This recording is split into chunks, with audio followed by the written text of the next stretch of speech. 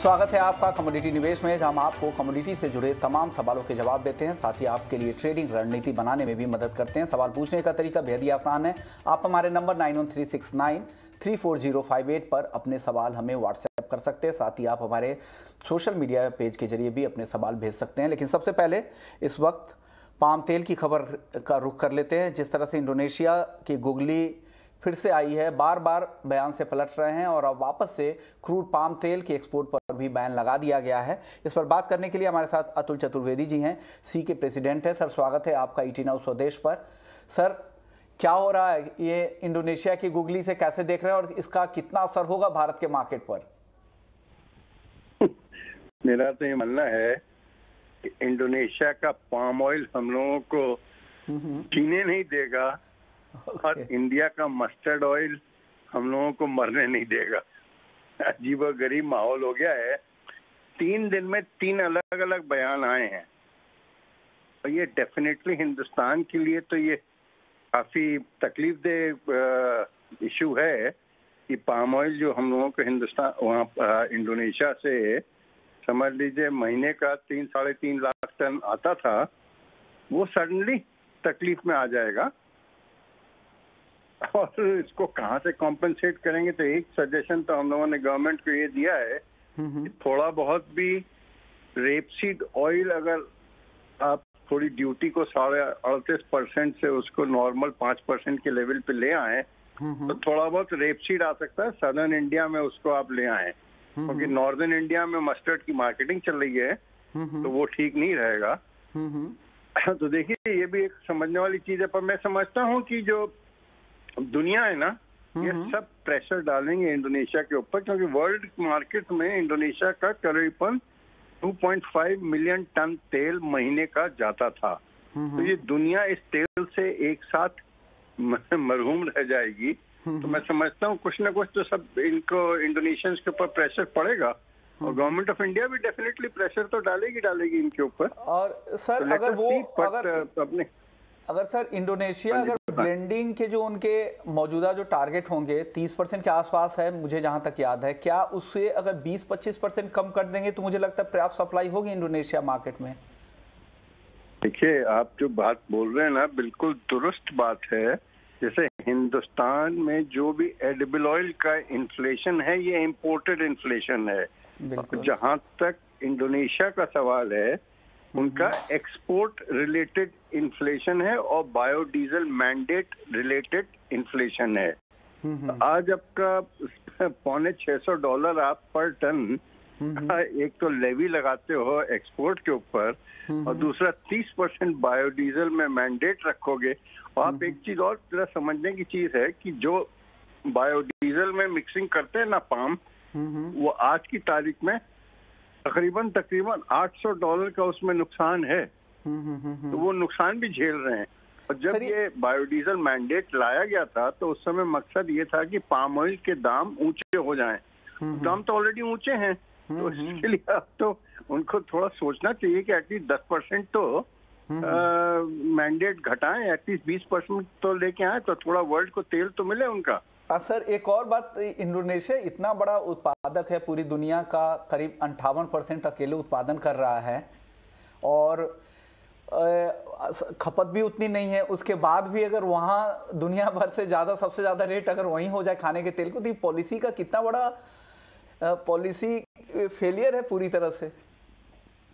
110% policy failure. आप देखिए, 3 दिन में 3 मिनिस्टर, 3 अलग अलग बयान और पॉलिसी कहाँ की क्या निकली। तो इससे एक दिन में 10% की ऊपर नीचे तेजी मंदी हो रही है।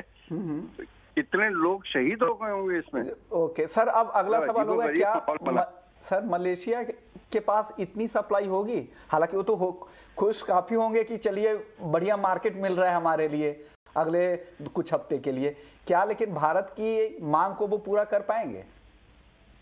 नहीं, नामुमकिन है कि पूरी डिमांड मलेशिया पूरी कर पाए, क्योंकि मलेशिया के पास जो एक्सपोर्टेबल सरप्लस है वो भी लिमिटेड है। मलेशिया का प्रोडक्शन इंडोनेशिया के आधे से भी ज्यादा कम है। 18 साढ़े 18 मिलियन टन का टोटल प्रोडक्शन है उनका, मैं नहीं समझता कि वो पूरा भरपाई कर पाएंगे, पर हाँ डेफिनेटली हिंदुस्तानी जरूर थोड़ा बहुत मलेशिया से जो भी थोड़ा बहुत कॉम्पेंसेट कर सकेंगे तो करेंगे, और थोड़ा बहुत और तेल जैसे ये सोयाबीन है या अगर मस्टर्ड या रेपसीड के ऊपर गवर्नमेंट ने कुछ ढील दी तो शायद ये सब थोड़े भी आए, पर आप ये मान के चलिए तो थोड़े तकलीफ के दिन तो अपने रहने वाले हैं अगर ये बैन इनका लागू रहा। एक और आखिरी सवाल मेरा आपसे ये होगा, हालांकि पाइपलाइन में है, ज्यादातर कंपनियों के पास है, अगले 1-2 हफ्ते के स्टॉक्स होंगे या, लेकिन जो शिपमेंट हो गए होंगे, जो कॉन्ट्रैक्ट हो चुके हैं, क्या उससे तो वापस नहीं रोकने वाले हैं ये इंडोनेशिया वाले? नहीं, वो बात हमारा भी ये समझना यही था कि शायद 27 तारीख तक का जो भी कस्टम्स के अंदर उन लोगों ने कॉन्ट्रैक्ट्स को वो कर दिया है और कस्टम्स को आउट ऑफ चार्ज कर दिया है, वो तेल शायद अलाउ किया जाएगा। और ये गवर्नमेंट का जो उनका नोटिफिकेशन आया है उसमें भी शायद ऐसे ही कुछ लिखा हुआ है। तो आज मैं अभी देख रहा हूँ कि उन लोगों ने जो भी तेल रवाना भी हो चुके थे उसको भी जब्त करना चालू कर दिया। हाँ, ये खबर आ रही थी, इसलिए मैंने ये सवाल सर आपसे पूछा था। ये खा रही कि 2,90,000 टन पाम तेल के शिपमेंट को इन्होंने कहीं पे रोका है, ट्रैप किया है। हाँ, तो ये जरा देखने वाली चीज है, थोड़ा वॉच करने वाली चीज है। जी जी, ठीक है, अपने को अल्टीमेटली थोड़ा बहुत तो ये झेलना पड़ेगा, दुनिया झेल रही है तेजी को। ओके, और उम्मीद कर सकते हैं कि हो सकता है कि रमजान के बाद फैसला वापस ले, प्रेशर भी आएगा और मार्केट की सप्लाई बढ़ेगी और डिमांड कहीं कम हो, उसके बाद डेफिनेटली 1-8 हफ्ते में कुछ फैसला आएगा। शुक्रिया सर, आपने वक्त निकाला। सर कुछ कहना चाह रहे हैं? थैंक यू जी, थैंक यू।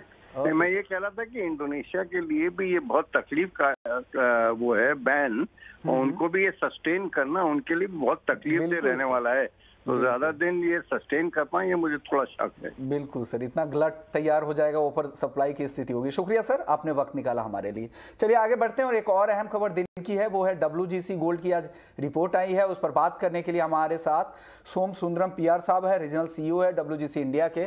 सर एक बार फिर से स्वागत है आपका ET नाउ स्वदेश पर। सर ग्लोबल गोल्ड डिमांड की अगर बात करें तो वो पहले तिमाही की 34% बढ़ी है, लेकिन हिंदुस्तान में कम हो रहा है। क्या वजह है कि हिंदुस्तान के लोग गोल्ड कम खरीद रहे हैं? Globally, demand is up because investment flows into ETF are up, which normally happens when prices react this way. And it is for the same reason consuming market like India will have a softness in demand when prices go up. So this quarter, it follows a very, very strong December quarter, first of all. Second, the prices suddenly shot up. And we also had a third wave in January, which also, reduced the celebrations in many places. All these factors put together, actually, consumers are waiting and watching. Okay. Sir, आगे इस अक्षय तृतीया में क्या लग रहा है? अक्षय तृतीया है, आगे शादियों की डिमांड है, क्या लग रहा है कि भारत में भी बेहतर मांग रहेगी आने वाले समय में? Definitely demand will go up as compared with say February or March, but it is still, the prices are high and they are volatile. Therefore, we do not expect that there will be a significant jump in demand. It will definitely be better than what we have seen in this quarter, in March quarter, but we don't expect a significant rise. Sir अब अगला सवाल होगा, किस segment से मांग बेहतर है अभी गोल्ड की, ग्लोबली भी और डोमेस्टिक लेवल पे, और किस सेगमेंट से लोग अभी दूर हो रहे हैं? Well, consumers, jewelry and bars and coins, because the prices are seen as high, 55,000 in India, including GST and all, that is a little stiff for the people. And particularly when rural markets have not fully come back. Even last year when the demand went up, it was more urban markets. Now, rural markets are slowly coming back because people are leaving the villages, they're coming back to work in the cities, their savings will grow. And that market will not immediately join this buying frenzy if the prices are high. But when it comes to the investment market, you will see ETFs will be quite strong and the investment markets will turn very strong because the prices are like that and inflation is a big concern. Okay. Sir central बैंकों की किस तरह की buying चल रही है? क्योंकि जिस तरह के माहौल है, मौजूदा माहौल में क्या सेंट्रल बैंकों की बाइंग हो रही है अभी? Yes, central bank continues to buy. They bought 84 tons last March quarter, including the Reserve Bank of India bought about 8 tons. And Egypt was the biggest buyer. It was lower than the same quarter last year, but much higher than December quarter of 2021. So they continue to buy, and they've been buying for now nearly more than a decade, all the central banks together. So that continues to be a great support for gold. Sir, पूरे साल के लिए आप price outlook किस तरह से sense कर रहे हैं, किस तरफ जाएगा? We don't, forecast the price or give any indication, but it looks, at this moment, the prices, as I've said, are volatile. It's to do a lot with the geopolitical developments. We've got to see what happens. Having said that, inflation is not going to go away. It is very, very strong, multi-decadal high. So that lends a lot of support to gold. Okay, शुक्रिया सोम Sundaram PR साहब, आपने वक्त निकाला हमारे लिए और gold demand पर पूरी चर्चा की। चलिए आगे बढ़ते हैं और वायदा बाजार का रुख कर लेते हैं। हमारे साथ बीरेन वकील साहब हैं पैराडाइम कमोडिटी से, और रवि देवरा भी हैं कुबरजी ग्रुप से। आप दोनों ही मेहमानों का स्वागत है, लेकिन शुरुआत कॉलर के साथ ही कर लेते हैं क्योंकि बहुत सारे सवाल आ चुके हैं। मनीषा हैं पहली कॉलर पलवल से, कॉपर और नेचुरल गैस दोनों का टारगेट जानना चाह रही है आज इंट्राडे के लिए। बीरेन सर, क्या सलाह देंगी मनीषा जी को कॉपर और नेचुरल गैस पर? कॉपर में शॉर्ट साइड में जाऊंगा 3795 के आसपास, 800 रुपये का स्टॉप लॉस रहेगा और 787 785 का टारगेट रहेगा। Natural gas being a war commodity आजकल मैं उससे दूर रहता हूँ, तो नेचुरल गैस दूर रहे। 785 के टारगेट के लिए आप यहाँ पर शॉर्ट साइज में आप कॉपर में जा सकते हैं। नेचुरल गैस पर आपका व्यू रवि जी? जरूर से थोड़ा वॉलेटाइल है तो शायद लग रहा है कि अवॉइड करें, वो एक बेटर चीज हो सकती है। वैसे देखें तो आज इन्वेंट्री के नंबर से, इन्वेंट्री के डेटा के बाद ही कोई कॉल ले। अदरवाइज अभी जो मोमेंटम बना हुआ है तो यूरोपियन रीजन का जो फंडामेंटल्स है वो मुझे लग रहा है कि आगे जाके सपोर्ट करेगा प्राइस को। तो अगर कुछ भी गिरावट मिलते है आपको 550 से लेके 551 तक, तो एक बाइंग की अपॉर्चुनिटी के दौर पे देखे 545 का स्टॉप लॉस रहेगा एंड 570 का टारगेट आ सकता है। बट ध्यान रखें अगर सेफ ट्रेडर है तो इन्वेंट्री के बाद ट्रेड करें। ओके, चलिए, तो ये मनीषा जी के लिए सलाह है रवि जी की तरफ से नेचुरल गैस पर। सुरजीत हैं दिल्ली से, जिंक इन्होंने 358 रुपए पे शॉर्ट कर रखा है। अब जानना चाह रहे हैं कि क्या टारगेट होगा, क्या करे इस कॉल में, क्या बने रहें या निकल जाए, क्या सलाह देंगे वीरेन जी जिंक पर? सुरजीत की कॉल।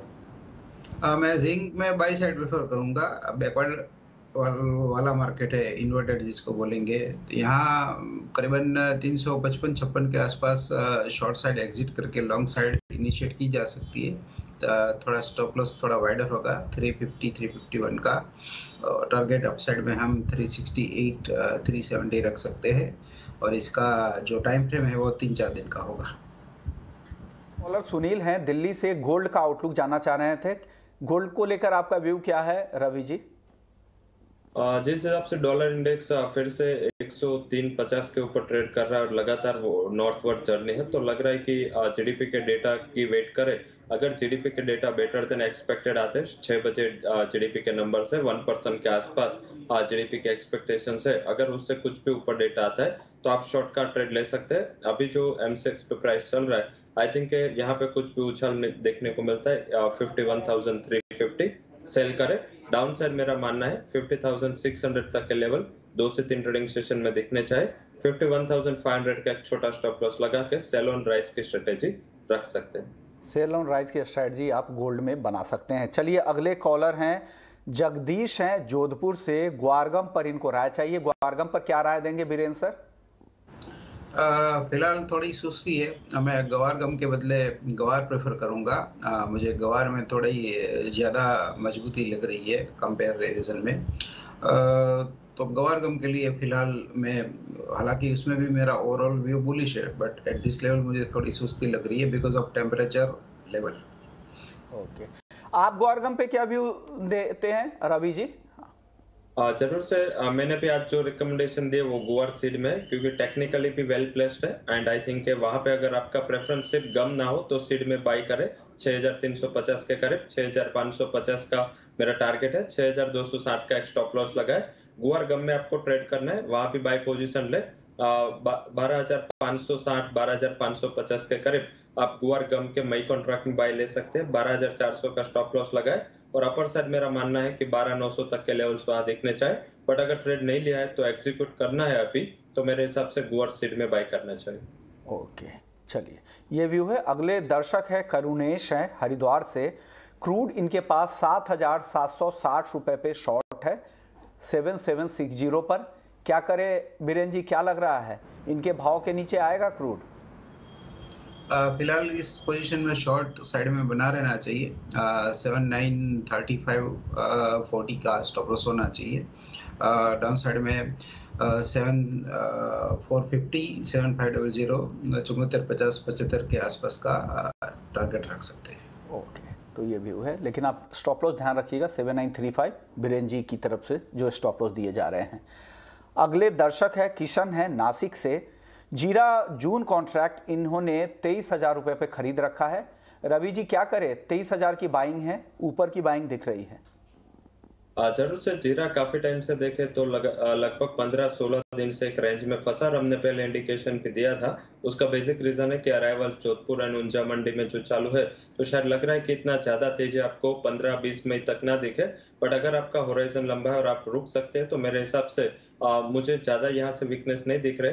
22,300 का प्राइस चल रहा है। आई थिंक 22,000 का स्टॉप लॉस लगा के आप अपने पोजीशन पे होल्ड कर सकते हैं। मुझे लग रहा है कि मई एंड तक आपको 23,200 तक के लेवल्स मिल जाएंगे, तो वैसे पोजीशन आपकी हायर लेवल पे, बट फिर भी मुझे लग रहा है कि 22,000 के स्टॉप लॉस के साथ आपकी पोजीशन कैरी करनी चाहिए। ओके, चलिए अब अगले दर्शक है योगेश अग्रवाल हैं मथुरा से। ये 68,000 पे इन्होंने चांदी खरीदा है। अब सवाल इनका है कि 6 महीने का रेंज बताए। बीरेन जी 6 महीने का क्या टारगेट आप चांदी में देख रहे हैं? चांदी हर 6 महीने में मैंने अब तक पिछले 2.5 साल में देखा है कि 60,000 और 70,000 दोनों प्राइस हर 6 महीने में एक बार दिखते हैं। तो it's A round trip kind of market, means shuttle service की तरह दोनों प्राइस आते रहते हैं। ये थोड़े ऊंचे रेंज में गए हैं, तो मुझे ऐसा लग रहा है कि अभी उनके प्राइस के लिए काफ़ी इंतजार करना पड़ेगा। ओके, चलिए अब के सिंह हैं अगले कॉलर हैं लखनऊ से। सोने चांदी का आउटलुक जानना चाह रहे हैं। गोल्ड सिल्वर पर क्या व्यू है आपका रवि जी? जरूर से मुझे लग रहा है कि थोड़ा एक कंसोलिडेशन है, बट आई थिंक जब तक डॉलर इंडेक्स में कोई सिग्निफिकेंट गिरावट नहीं आती तो आपको यहाँ पे शॉर्ट टर्म में कोई बड़ी तेजी नहीं दिखनी चाहिए। आई थिंक वहां पे थोड़ा प्रेशर बना रहेगा। लेवल स्पेसिफिक बात करें तो गोल्ड का ऑलरेडी मैंने सजेशन दिया कि 51,300 के करीब शॉर्ट करना है, 51,500 का stop loss and down side 50,600 तक के लेवल आपको वहां पे दिखने चाहिए। और सेकंड सिल्वर थोड़ा वॉलेटाइल है, तो शायद मुझे लग रहा है कि कुछ अच्छा उछाल का वेट करें एंड जीडीपी के डेटा के बाद अगर जीडीपी के डेटा ज्यादा खराब नहीं रहते, 1% से नीचे नहीं रहते, तो सिल्वर भी शॉर्ट लिया जा सकता है। 64,500 एक अच्छा रेजिस्टेंस है, अगर वहां पे मिले आप शॉर्ट कर ले। 65,200 का स्टॉप लॉस लगाए और डाउन साइड मेरा यह मानना है कि 63,300 तक के लेवल आपको सिल्वर में भी देखने को मिल सकते हैं। तो डॉलर की जो तेजी है उससे मुझे लग रहा है कि गोल्ड सिल्वर में ये प्रेशर बना रह सकता है। अगले दर्शक है पवन है हिसार से। मई कॉन्ट्रैक्ट में इन्होंने पोजीशन बना रखी है। अब बीरेन जी पूछ रहे हैं कि क्या जून के लिए इसे रोल ओवर कर लें, और जून का क्या टारगेट, क्या रेंज देख रहे हैं आप कॉटन केक का? कॉटन केक में ब्याज बदला जो रोल ओवर है वो काफ़ी बड़ा है, मीन्स 70-75% 2% का ब्याज है। इसमें एफईडी एक्सपायरी का प्रेशर बनेगा और तापमान काफ़ी है, तो ये तापमान जब बहुत ही ऊंचा होता है तब फिजिकल कंजम्पशन बेहद कमज़ोर हो जाता है। तो मुझे नियर टर्म इसमें ऐसा लग रहा है कि थोड़ा दबाव रहेगा। हालांकि काउंटर एक्सट्रीमली ओवरसोल्ड है तो कभी भी बाउंस भी दे सकता है, बट रोल ओवर में प्रेफर नहीं करता इतना ऊंचा ब्याज देना। चलिए अगले दर्शक हैं योगेश हैं जयपुर से। बीरेन सर, इन्होंने 2 लॉट गोल्ड सेल कर रखा है 50,900 पे, और चांदी भी सेल है इनकी 2 लॉट 63,800 पे। क्या सही कॉल है ये? मॉडरेटली इन फेवर में नहीं है, बट फिर भी होल्ड करना चाहिए, क्योंकि 4 मई को फेड की जो मीटिंग आ रही है और 50 बेसिस पॉइंट हाइक का जो माहौल बना है, तो चांस मिल जाएगा शायद। ओके, और कॉपर भी इन्होंने बीरेन सर इनके पास है 785 पे, क्या करें, इसमें होल्ड करें या निकल जाए? कॉपर थोड़ा ट्रिकी हो सकता है कि अगर शंघाई का लॉकडाउन हट गया और रिलैक्सेशन आ गया तो कॉपर में शायद बाउंस आ सकता है अपर साइड में। चाइना ही वो निर्भर रहता है इसलिए। योगेश जी की आखिरी कॉल क्रूड पर है। रवि जी आप बता दीजिए, 7,800 पे इन्होंने सेल किया है। बीरेन सर तो सेल पोजीशन को बनाए रखने की सलाह दे रहे हैं 7935 के स्टॉप लॉस के साथ, आप क्या सलाह देंगे? क्या सेल पोजीशन में बने रहें योगेश जी? अभी सेल में बने रह सकते हैं। अगर आप स्टॉप लॉस 7920 के करीब रख सकते हैं तो आपको सेलिंग में बने रहना चाहिए। बट मेरे हिसाब से आपका आउट द मनी इतना ज्यादा नहीं हुआ है, तो अगर आपको कुछ भी लेवल मिले 7750 के करीब, तो मेरा ये एडवाइस है कि वहां पे एक बार आप एक छोटा मुनाफा बुक कर ले, क्योंकि वॉल्टिलिटी काफी है तो रिस्क रिवॉर्ड वहां पे फेवरेबल नहीं है। तो मेरा ये मानना है कि 7750 अगर आता है तो एक बार शॉर्ट पोजीशन से एग्जिट करके एक बार वहां पे मुनाफा वसूली कर लेनी चाहिए। चलिए, अगले दर्शक है निकेश यादव हैं, अकोला से हैं। इनका सवाल है कि कब तक तेजी रहेगी कॉटन में? बीरेन सर क्या लग रहा है, कब तक तेजी चलेगी कॉटन की? कॉटन में साउथ टेक्सास जो अमेरिका का की प्रोड्यूसिंग रीजन है, वहाँ अभी सूखा ड्रॉट की स्थिति है। सप्लाई साइड काफ़ी टाइट है, उल्टा बदला है, मीन्स फिजिकल मार्केट काफ़ी तेज है। तो मुझे ऐसा लग रहा है कि अभी भी इसमें बुल्स यानी जो हेज फंड है वो डोमिनेंट है। ओके, अगले दर्शक है राजेश हैं जेवर से। इनका सवाल व्हीट फ्यूचर्स पे जानना चाह रहे हैं कि क्या रहेगा गेहूं का फ्यूचर, क्या लग रहा है बीरेन सर? फंडामेंटल काफी मजबूत है, निर्यात भी काफी अच्छा हो रहा है और ग्लोबल मार्केट में ये काफी डिमांड इसकी है, क्योंकि ब्लैक सी का जो डेफिसिट आ गया रशिया यूक्रेन का, और मुझे ऐसा लग रहा है कि it is one of the best bull market in पिछले 10-20 सालों में सबसे बढ़िया बुल मार्केट है व्हीट। ओके, चलिए अगले दर्शक का सवाल ले लेते हैं। दविंदर कुमार है, लुधियाना से, रेगुलर कॉलर है। इनका भी सवाल है कि दो लॉट क्रूड 7,640 पे सेल है और एक क्रूड 7,730 पे सेल है। बीरेन सर क्या करें, होल्ड कर सकते हैं या क्या करें, निकल जाएं? 7,950 के आसपास का वो स्टॉप लॉस रखे, और मैं ऐसा मानूंगा कि वॉल्यूम पे काफी कंट्रोल रखना चाहिए। अगर आपकी 5 लॉट खेलने की क्षमता है और अगर आप 2 लॉट करोगे तो काफी बढ़िया रहेगा। ओके, रवि जी आप क्या सलाह देंगे? इनके पास 2 लॉट है क्रूड के और 7,640 पे और एक लॉट है 7,730 पे, दोनों शॉर्ट पोजीशन है, क्या करें रवि जी? जैसे बीरेन जी ने बताया, मैं एग्री हूँ, क्योंकि क्रूड एंड नेचुरल गैस दोनों में इंट्राडे इतनी बड़ी वोल्टिलिटी है तो क्वांटिटी कम रखनी चाहिए। हालांकि आपने ऑलरेडी शॉर्ट कर दिया है, तो अगर आपके लेवल 7730 के करीब आता है तो दोनों पोजीशन में से मेरा यह मानना है कि एक बार एग्जिट करके साइडलाइन हो जाना है। फिर कोई ऊपर उछाल मिले 7900, फिर से एक बेचने का मौका मिलेगा आपको। तो मेरे हिसाब से एक लेवल आपका लॉस होगा, एक में कॉस्ट टू कॉस्ट निकलेगा, पर फिर भी डाउन लेवल से मेरे हिसाब से 7730 के करीब एक बार एग्जिट का कॉल लेना चाहिए। स्टॉप लॉस आप क्या दे रहे हैं रवि जी? 7920 का मेरा स्टॉप लॉस रहेगा। ओके, तो बीरेन जी के स्टॉप लॉस के आसपास कहीं इनका भी स्टॉप लॉस। एक और सवाल दविंदर जी का था गोल्ड मिनी को लेकर कि आज क्या करना चाहिए। रवि जी क्या करें गोल्ड मिनी में? गोल्ड मिनी में भी यही लेवल है, करीबन यही लेवल के करीब चल रहा है, तो मेरे हिसाब से सेलिंग का ही आप स्ट्रेटेजी गोल्ड मिनी में भी रख सकते हैं। 51,280 के करीब गोल्ड मिनी में शॉर्ट करें और 51,500 का स्टॉप लॉस लगाए।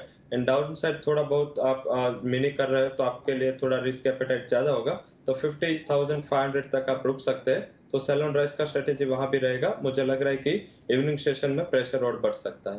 ओके, शुक्रिया रवि जी आपका, बीरेन जी आपका, आप लोगों ने वक्त निकाला और दर्शकों के तमाम सवालों के जवाब दिए।